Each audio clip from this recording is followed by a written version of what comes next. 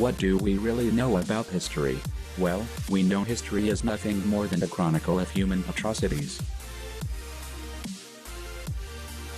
Some portions of the population are trying to do whatever it can to enslave and to confiscate the labor of the people.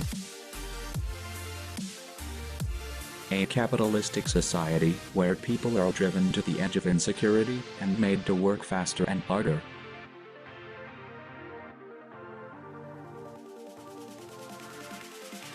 One of the things used in that arrangement is the very necessary instrument of control. That instrument is commonly known as the state. An organization that has the monopoly on the legitimate use of force and violence all over our world.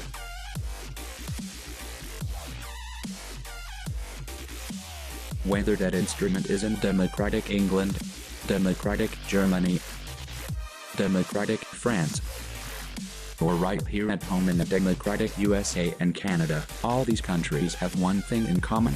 They all have democratic agencies that act like a bunch of gangsters.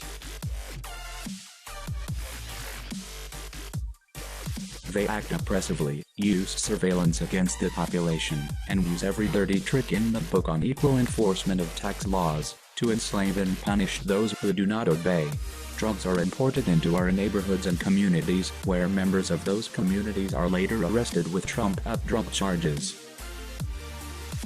Not to mention, trumped-up murder charges and even assassinations. In the middle of these democracies, the state within the state is known as the national security state. The state is capable of the most unspeakable crimes you can think of.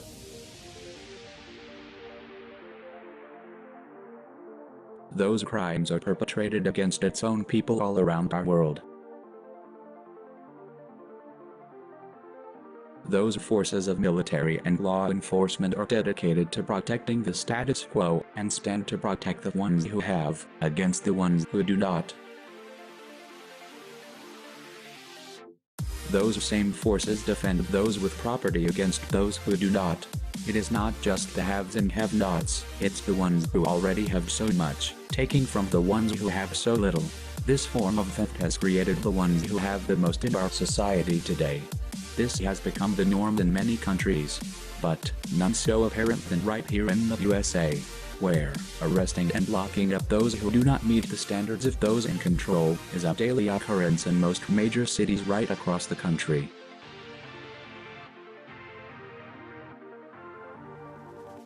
Throughout the world, dominant economic interests today have enlisted the efforts of assassins and torturers. Through the mass media, we are systematically taught that the blame lies with the clergy, the peasant leaders, the intellectuals, the online media, student leaders, labor union leaders, workers and many community activists.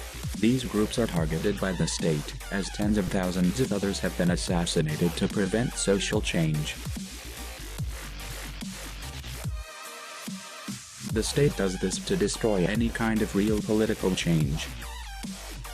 Any kind of government or social movement not willing to reduce its population through economic slaughter are targeted and labeled a terrorist. The third world nation of the USA is right on track and is moving full steam ahead. The gangster nation of the state is cloned by the democratic facade, and by the democratic substance of the government. The most compelling issue is not that the government is not doing enough to combat the war on drugs, or that the war on drugs is a losing battle. It's that the government, or the elements within it, are the active perpetrators and purveyors of the very drugs they claim to be fighting against. Those of our military and law enforcement are dedicated to protecting the status quo and property of those who have it, from those who do not. We of Anonymous are dedicated to protecting all of those who have the least in society, who do not feel protected by our current law enforcement, and who feel our governments have failed us. We of Anonymous stand with all of you, the ones getting ripped off by a rigged and corrupt system. It is time we change this system, now and forever. We are Anonymous. We are Legion. We do not forgive. We do not forget. Expect us.